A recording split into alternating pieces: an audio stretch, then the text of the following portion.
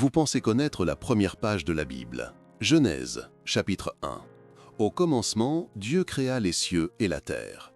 Ces mots sont le fondement de tout. Mais si ce n'était pas le véritable commencement? Et s'il existait une page avant la première page? Un chapitre 0. L'Église n'a jamais voulu que vous sachiez cela. Pendant près de 1700 ans, ce texte a été délibérément effacé, brûlé et chassé de l'histoire. En l'an 325, sur ordre direct de l'empereur Constantin lors du concile de Nicée, ce chapitre a été déclaré interdit, anathème. Pourquoi? Quelle vérité était si terrifiante qu'il fallait la détruire? Ce chapitre perdu ne change pas seulement un détail. Il révèle que notre origine est un mensonge, que la création cache un secret cosmique, et que le Dieu que nous pensions connaître n'est peut-être pas celui que nous croyons. Ce soir, nous allons briser le sceau. Nous allons révéler ce qui est écrit dans le commencement interdit, le chapitre 0 de la Genèse. Respirez à fond, car lorsque vous découvrirez cela, vous ne lirez plus jamais la Bible de la même manière. Alors, pourquoi ce silence? Pourquoi un empire tout entier, dirigé par Constantin lui-même, aurait-il mobilisé ses forces pour effacer un seul chapitre d'un livre? La réponse officielle, celle des historiens, est simple. Ce chapitre n'a jamais existé. C'est un mythe, une fantaisie pour amateurs de complot. Mais alors, comment expliquer les silences dans le texte que nous avons, les contradictions flagrantes dès les premières lignes de la Bible? Ouvrez votre Bible à Genèse, chapitre 1, verset 2. Lisez-le attentivement. La terre était informe et vide. En hébreu, tohu vavohu. On vous a toujours dit que cela signifiait le néant, le chaos primordial avant la création. Et si je vous disais que cette traduction est une manipulation? Que le vrai sens de tohu vavohu n'est pas informe et vide, mais en état de ruine, dévasté, comme un champ de bataille après une guerre. Vous rendez-vous compte de ce que cela signifie?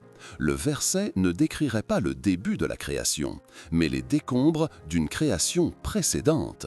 Cette seule phrase est la fissure qui fait s'effondrer tout l'édifice. C'est la preuve que quelque chose a eu lieu avant le premier jour. Pour découvrir la vérité, nous allons devoir enquêter sur 3 pistes, 3 théories qui s'affrontent depuis des siècles dans l'ombre. La première, c'est la théorie sceptique, l'explication officielle que l'on vous donne pour vous rassurer.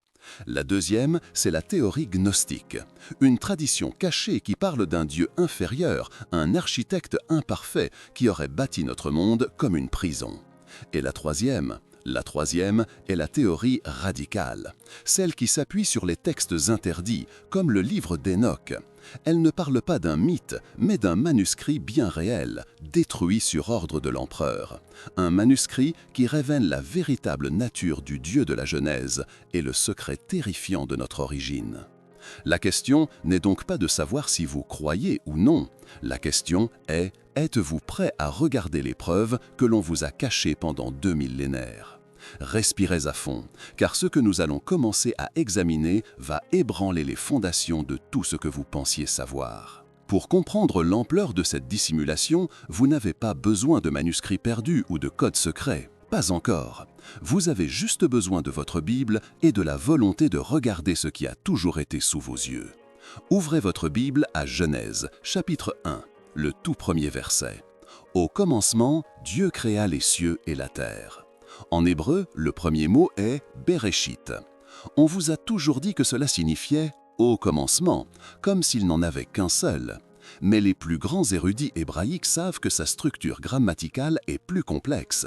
Bereshit peut aussi se traduire, et de manière plus juste, par « dans un commencement ». Vous rendez-vous compte de ce que cela signifie? Ce n'est pas le commencement, c'est un commencement. Cela implique qu'il a pu y en avoir d'autres avant. Ce n'est pas une opinion, c'est inscrit dans la grammaire même du premier mot de la Bible. Mais ce n'est que le début. Relisez le verset suivant, le verset 2, mais maintenant lentement. La terre était informe et vide. Il y avait des ténèbres à la surface de l'abîme et l'Esprit de Dieu se mouvait au-dessus des eaux. Arrêtez-vous là.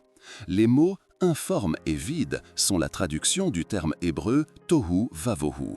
C'est la version que l'on vous a donnée pour vous endormir, pour vous faire croire à un chaos paisible, à une toile vierge attendant le peintre divin.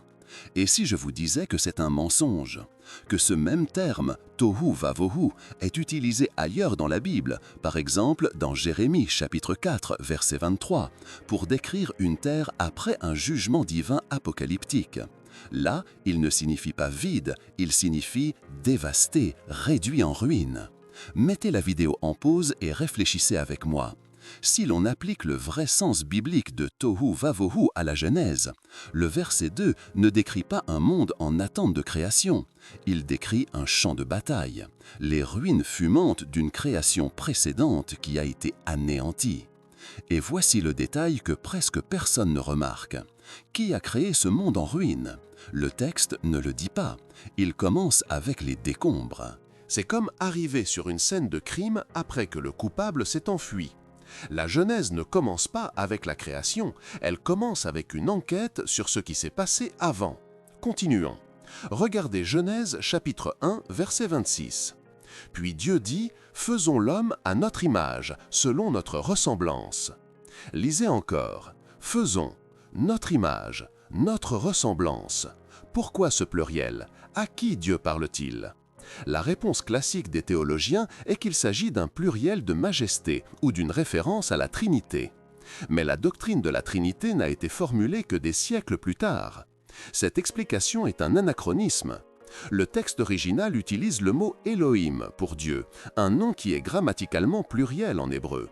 Le texte parle d'un conseil, d'une assemblée. Qui sont ces autres Elohim? Pourquoi ont-ils disparu du récit officiel? Ces questions ne sont pas des hérésies, elles naissent directement du texte que vous tenez entre vos mains. Le texte lui-même crie qu'il manque des pages, qu'une partie de l'histoire a été arrachée. La vérité, c'est que la Bible est parsemée d'indices sur cette ère oubliée, sur cette guerre cosmique. Des passages comme Ésaïe 14 ou Ézéchiel 28, qui décrivent la chute d'un être de lumière, ne parlent pas seulement d'un ange déchu. Ils décrivent un roi, un gardien d'un Éden primordial qui existait bien avant le jardin d'Adam. Ces versets ne sont pas des allégories, ce sont les cicatrices du texte, les témoins silencieux d'une histoire bien plus vaste et bien plus sombre que celle que l'on a osé vous raconter, une histoire que l'on a tenté d'effacer. Mais pourquoi? Quelle vérité était si dangereuse qu'il fallait la cacher derrière des traductions approximatives et des explications théologiques forcées? Alors, face à ces questions, face à ces fissures béantes dans le récit officiel, quelle est la réponse que l'on vous donne? Quelle est la théorie que l'on enseigne depuis des siècles dans les universités et les séminaires pour calmer les esprits curieux? C'est la première théorie, la théorie orthodoxe ou sceptique, et elle est d'une simplicité désarmante. Selon cette version, il n'y a jamais eu de chapitre 0. C'est une invention, un mythe pour les amateurs de complot. Le concile de Nicée, nous dit-on, n'avait rien à voir avec la Genèse. Les évêques réunis par Constantin débattaient de la nature du Christ, pas de l'Ancien Testament. Effacer un chapitre de la Genèse n'était tout simplement pas à l'ordre du jour. Et les anomalies dans le texte, le pluriel Elohim, le fameux « faisons l'homme à notre image ». Les théologiens vous répondent que c'est un pluriel de majesté, une simple figure de style, comme lorsqu'un roi parle de lui-même en disant « nous », ou, pour les interprétations plus tardives, une allusion prophétique à la future doctrine de la Trinité. Quant au tohu vavohu, ce monde en ruine, on vous assure que c'est une pure métaphore, une image poétique pour décrire le néant, le chaos primordial avant que la main divine ne vienne y mettre de l'ordre. Un vide sans histoire, sans passé. Cette explication a un grand mérite, elle est propre, elle est rationnelle. Elle ne demande pas de croire à des guerres célestes ou à des manuscrits interdits. Elle referme toutes les questions dérangeantes et restaure l'image d'un Dieu unique et tout-puissant créant le monde à partir de rien.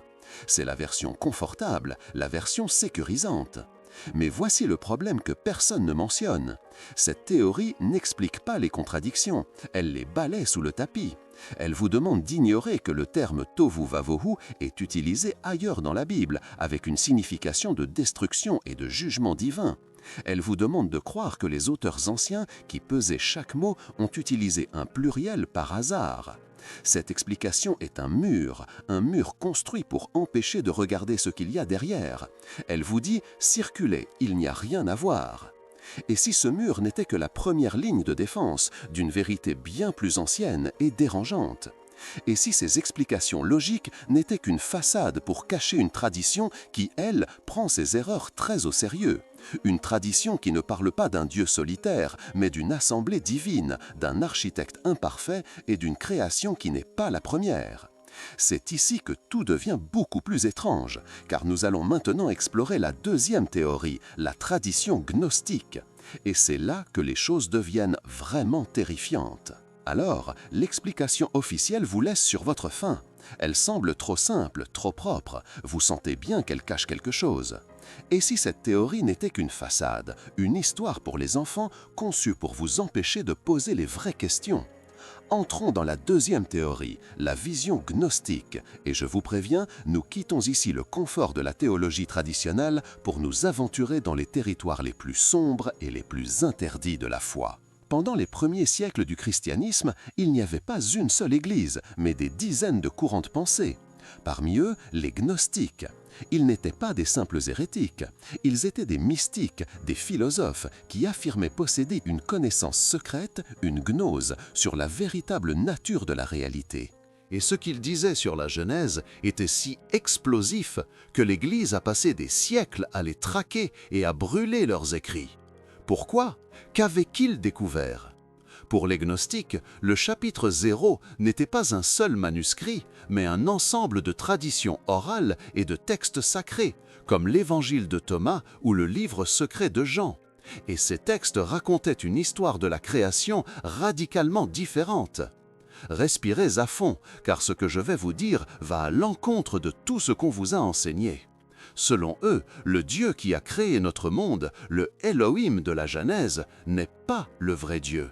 C'est une entité inférieure, imparfaite, parfois même malveillante. Ils l'appelaient le démiurge, un architecte arrogant qui a bâti l'univers matériel non pas comme un paradis, mais comme une prison. Vous rendez-vous compte de ce que cela signifie? Notre monde, la terre, le ciel, tout ce que vous voyez ne serait qu'une copie défectueuse d'un royaume spirituel parfait. Et l'humanité? Nous serions des porteurs d'une étincelle divine, une particule du vrai Dieu, piégée dans ses corps de chair par le démiurge. Dans cette version, l'histoire d'Adam et Ève est inversée. Le serpent dans le jardin n'est pas le tentateur, mais un libérateur. Il n'offre pas le péché, il offre la connaissance, la gnose, le moyen pour l'humanité de prendre conscience de sa véritable origine divine et de s'échapper de la prison matérielle. Comprenez-vous maintenant pourquoi l'Église primitive devait détruire cette idée? Si le Dieu de l'Ancien Testament est un geôlier, alors toute la structure de l'autorité religieuse s'effondre. Si le salut vient d'une connaissance intérieure et non des sacrements de l'Église, alors l'institution elle-même devient inutile. C'était une menace existentielle. L'orthodoxie devait donc écraser la gnose, la diaboliser et la marginaliser jusqu'à ce qu'elle disparaisse de l'histoire. Le chapitre 0 a été effacé non pas en brûlant un livre, mais en anéantissant une vision du monde. Cette théorie est déjà profondément perturbante. Elle redéfinit Dieu, l'humanité et le sens même de notre existence. Mais elle considère encore ces récits comme des mythes, des allégories philosophiques. Et si ce n'était pas une allégorie? Et si les gnostiques n'avaient fait que préserver la mémoire symbolique d'un événement bien réel? Et si le chapitre 0 n'était pas une collection d'idées, mais un manuscrit bien physique, décrivant une histoire littérale? C'est ici que tout devient vraiment terrifiant. Nous avons exploré la théorie officielle, un mur de déni. Nous avons plongé dans la vision gnostique, un labyrinthe de symboles. Mais les deux théories, même la plus subversive, partagent une même prudence. Elles traitent cette histoire comme un mythe, une allégorie. Et si je vous disais que ce n'était pas une allégorie? Et si le chapitre 0 n'était pas une idée, mais un manuscrit physique, un document historique dont le contenu était si littéral, si factuel, qu'il a fallu le traquer et le brûler sur ordre d'un empereur? C'est ici que nous entrons dans la troisième théorie, la théorie radicale. Et c'est là que tout devient vraiment terrifiant.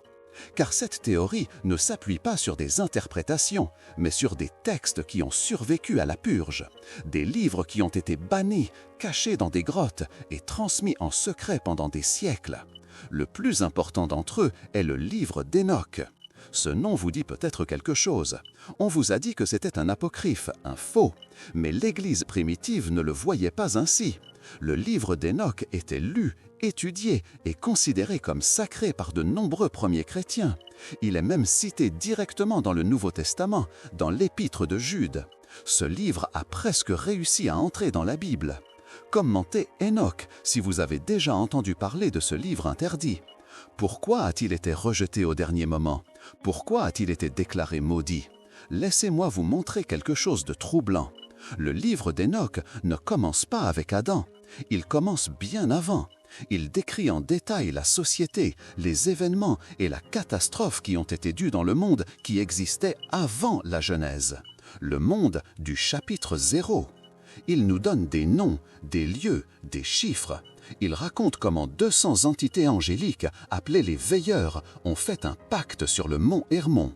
Un pacte pour descendre sur terre et interférer avec la création primordiale. Respirez à fond, car ce que je vais vous dire change tout ce qu'on vous a enseigné. On vous a raconté que leur péché était la luxure, qu'ils se sont unis à des femmes humaines pour créer les Néphilim. C'est l'histoire de surface. Le livre d'Hénoch révèle que leur véritable crime est bien pire. Ils ont enseigné à l'humanité primordiale des connaissances interdites, la fabrication d'armes, la sorcellerie, l'astrologie. Ils ont corrompu la création de l'intérieur, déclenchant une guerre civile cosmique. Vous rendez-vous compte de ce que cela signifie? La chute n'a pas commencé dans le jardin d'Éden avec une pomme. Elle a commencé bien avant, avec une rébellion céleste qui a mis le feu à la première création. Et voici le détail que presque personne ne remarque. Le livre d'Hénoch décrit le jugement divin qui s'est abattu sur ce monde corrompu. Un déluge de feu et de ténèbres qui a tout anéanti, laissant la terre. Comment? Le texte d'Hénoch l'a décrit comme une ruine, une désolation, un tohu vavohu. Ce n'est pas un hasard si le début de la Genèse que nous connaissons correspond parfaitement à la fin du monde décrite dans le livre d'Hénoch. Le chapitre 1 de la Genèse n'est pas le récit de la première création, c'est le récit d'une reconstruction, d'un nettoyage de scènes de crime, d'un plan B mis en place sur les cendres d'une guerre cosmique que l'on a voulu vous faire oublier. La question n'est plus « que s'est-il passé avant ?» La question est maintenant « qui a nettoyé la scène ?» Qui est cet Elohim qui arrive dans Genèse 1 pour réorganiser un monde déjà en ruine? Est-ce le Dieu suprême ou est-ce autre chose? Le vainqueur de cette guerre? Un simple architecte chargé de reconstruire sur un champ de bataille? La réponse est dans le nom qu'ils ont essayé d'effacer. Et ce nom, nous sommes sur le point de le révéler. Vous avez attendu près de 20 minutes pour ce moment. Vous avez traversé les explications rassurantes de la théologie officielle. Vous avez exploré les labyrinthes symboliques des gnostiques. Mais la vérité brute que l'on a payé de son sang pour la cacher, est bien plus littérale et bien plus effrayante. Nous arrivons maintenant à la troisième théorie, la théorie radicale, celle qui ne parle pas de mythe, mais d'un complot historique, un complot dont l'architecte n'est autre que l'empereur Constantin lui-même. En 325, au concile de Nicée, l'enjeu n'était pas seulement de définir la nature du Christ, l'enjeu était de forger une religion unique pour unifier un empire au bord du chaos. Et pour cela, il fallait une histoire simple, un commencement clair, un Dieu unique et incontestable. Et si je vous disais que le chapitre 0 était un manuscrit physique, un document qui contredisait directement ce projet, un texte qui décrivait non pas un Dieu créant à partir de rien, mais un architecte inférieur, un démiurge, organisant un domaine bâti sur les ruines d'une guerre céleste. Ce texte était un poison pour l'orthodoxie naissante. Il devait disparaître. Il a donc été déclaré anathème et ses copies traquées et brûlées. Cette théorie affirme que la Genèse que nous lisons n'est pas le début de l'histoire, c'est le début de la dissimulation. Et maintenant, je vais vous révéler ce que contenait ce chapitre interdit, le secret qui a coûté un empire à cacher.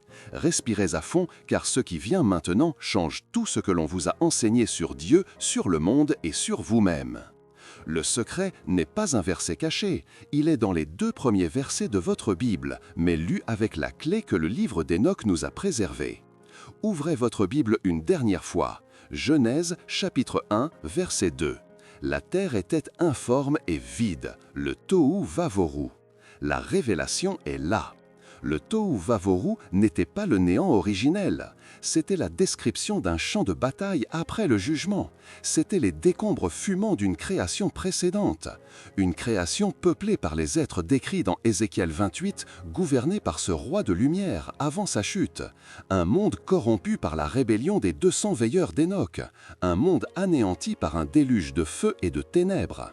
Le chapitre 0 racontait cette guerre et Genèse chapitre 1 commence juste après. Vous rendez-vous compte de ce que cela signifie? La Genèse n'est pas une histoire de création, c'est une histoire de reconstruction. L'entité que nous voyons agir, cet Elohim qui parle au pluriel, n'est pas nécessairement le Dieu suprême et absolu. C'est l'architecte chargé de nettoyer la scène du crime, de bâtir une nouvelle réalité, notre réalité, sur les cendres de la précédente. Mais voici la partie la plus perturbante, la partie qui vous concerne directement.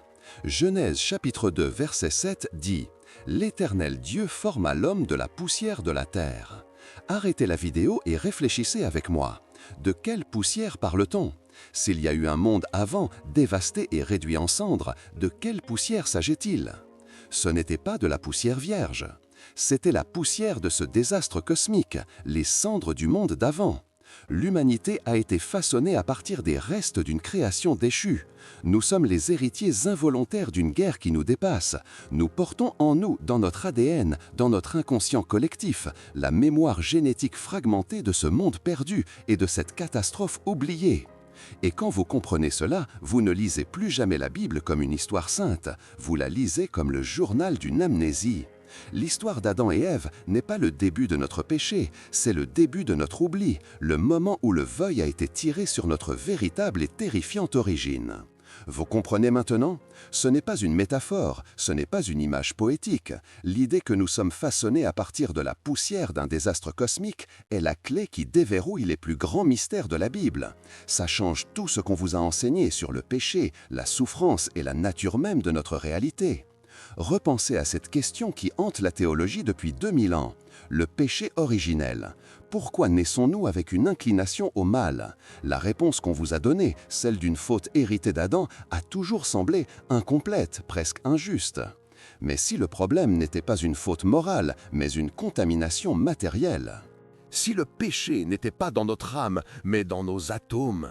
Si la poussière même qui nous compose est imprégnée du traumatisme, de la rébellion et de la violence de ce premier monde anéanti, alors notre lutte intérieure n'est pas seulement morale, c'est une guerre génétique, une bataille contre l'écho d'une catastrophe inscrite dans notre propre chair. Vous rendez-vous compte de ce que cela signifie? Laissez-moi vous montrer quelque chose de troublant. Ouvrez votre Bible dans l'Épître aux Romains, chapitre 8, verset 22. Paul y écrit « Car nous savons que, jusqu'à ce jour, la création tout entière soupire et souffre les douleurs de l'enfantement. Pourquoi la création soupire-t-elle? Pourquoi souffre-t-elle? La réponse officielle est à cause du péché d'Adam, mais cette explication est faible. Et si la création souffrait parce qu'elle se souvient? Si les montagnes, les océans, la terre elle-même portent la cicatrice de cette guerre primordiale, la création ne souffre pas à cause de nous, elle souffre avec nous, car nous sommes faits de la même matière traumatisée. Et voici le détail que presque personne ne remarque. Ce schéma se répète. La Bible n'est pas l'histoire d'une seule chute, mais d'une série de tentatives de reconstruction sur un terrain contaminé. Regardez le schéma. Premièrement, une guerre céleste mène à un monde en ruine, un tohu vavohu. Deuxièmement, une reconstruction est tentée dans Genèse 1 avec la création de l'humanité. Troisièmement, la contamination de l'ancien monde refait surface à travers les Néphilim décrits dans Genèse 6. L'ADN corrompu est de retour. Quatrièmement, un second nettoyage est nécessaire, c'est le déluge de Noé.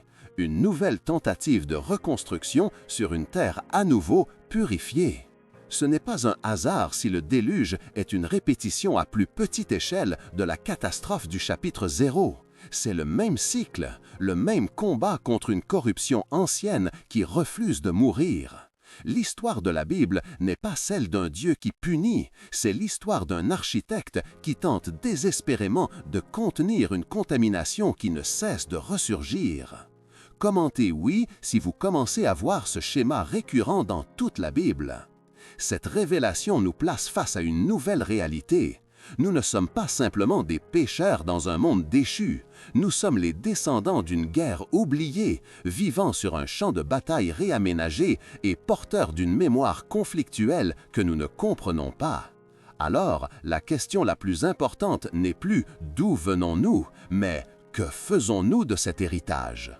Car si cette mémoire est en nous, si cette contamination est réelle, alors les prophéties sur la fin des temps prennent un sens entièrement nouveau et bien plus personnel. Alors cette histoire de création déchue, de poussière cosmique, vous semble lointaine, une simple curiosité théologique?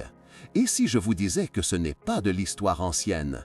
Et si je vous disais que nous sommes en train de la revivre maintenant? Jésus lui-même nous a donné l'avertissement le plus clair qui soit. Dans l'Évangile de Matthieu, chapitre 24, verset 37, il déclare « Ce qui arriva du temps de Noé arrivera de même à l'avènement du Fils de l'homme. » Arrêtez-vous et réfléchissez. Qu'est-ce qui s'est réellement passé au jour de Noé? On vous a parlé d'un déluge pour punir les pécheurs, mais la Genèse, chapitre 6 et le livre d'Hénoch sont bien plus précis. Le véritable crime était la corruption, une corruption génétique, l'hybridation entre les fils de Dieu et les filles des hommes, créant les Néphilim. C'était la résurgence de la contamination du chapitre 0. Maintenant, regardez notre monde, regardez-le avec les yeux ouverts. Nous sommes obsédés par la génétique, nous cartographions notre ADN, nous le modifions avec des technologies comme CRISPR, nous rêvons de corriger nos imperfections. N'est-ce pas une quête inconsciente pour retrouver le code source originel, pour effacer la corruption que nous portons en nous? Les veilleurs ont apporté un savoir interdit qui a corrompu la première humanité. Aujourd'hui, nous créons des intelligences artificielles dont nous ne comprenons pas le fonctionnement. Nous parlons de transhumanisme, de fusionner l'homme et la machine. Ce n'est pas du progrès, c'est le même pacte faustien, la même tentative de devenir des dieux en oubliant les conséquences de la première fois. Ce n'est pas un hasard si notre époque est celle de la manipulation de l'information à une échelle jamais vue. Le complot de Constantin pour effacer la vérité a fonctionné pendant 1700 ans. Aujourd'hui, les empires ne sont plus de pierre, mais de données, et ils travaillent de la même manière en créant une réalité officielle pour vous empêcher de voir la vérité de votre propre origine. Vous rendez-vous compte de ce que cela signifie? La redécouverte de ce commencement interdit n'est pas un accident, c'est un signe. Le voile de l'amnésie est en train de se déchirer, le cycle arrive à sa fin. Alors, la question n'est plus historique, elle est personnelle, elle vous est posée ici et maintenant. Face à cette révélation, quelle ligne choisissez-vous? Resterez-vous dans la sécurité de l'illusion confortable, celle qui a bâti notre civilisation sur un mensonge? Ou embrasserez-vous la liberté d'une vérité vertigineuse et dangereuse, celle qui affirme que notre réalité est une prison et que notre histoire est une fraude? Le choix n'est plus entre le bien et le mal, le choix est entre la mémoire et l'oubli, entre la prison et l'éveil. Commentez ci-dessous quel chemin vous semble le plus juste. Votre réponse est plus importante que vous ne le pensez. Ce soir, votre voyage à travers les âges s'achève. Nous avons commencé avec une question simple. Que s'est-il passé avant la première page de la Bible? Nous avons déconstruit le mur de silence érigé par l'histoire officielle, nous avons exploré les labyrinthes symboliques des gnostiques et finalement, nous avons ouvert le chapitre 0 interdit. La vérité n'était pas une allégorie, c'était un champ de bataille cosmique, un monde anéanti. Et nous sommes les enfants de ces cendres, façonnés à partir de la poussière d'un désastre oublié. Ce soir, vous n'avez pas juste regardé une vidéo, vous avez reçu une clé, la clé qui ouvre la porte de la prison de l'oubli. Le choix maintenant est le vôtre. Jetez cette clé et retournez à l'illusion confortable qui a bâti notre civilisation, ou la tournez et affrontez la vérité vertigineuse de ce que nous sommes vraiment. Si cette vidéo a ouvert vos yeux, si vous sentez que quelque chose a changé en vous, alors votre place est ici, avec nous. Faites ces 4 choses maintenant. Premièrement, abonnez-vous à cette chaîne pour ne pas rester seul dans cette quête. Deuxièmement, activez la cloche pour être le premier à connaître la suite de la révélation. Troisièmement, partagez cette vidéo avec au moins une personne qui, selon vous, est prête à s'éveiller. Et quatrièmement, le plus important, commentez « Mémoire » si vous choisissez de vous souvenir. Dans notre prochaine vidéo, nous allons révéler le nom du véritable architecte de notre monde. Car c'est Elohim qui reconstruit la terre dans la Genèse n'agit pas seul. Il suit un plan qui n'a pas commencé avec Adam, mais avec la chute de son adversaire. Et cet adversaire, que vous connaissez sous le nom de Lucifer, n'était pas seul non plus. Il était le roi de ce monde perdu, le monde du chapitre 0. Ne manquez pas cette enquête, car ce que vous découvrirez sur son royaume va redéfinir tout ce que vous pensiez savoir sur le paradis et l'enfer.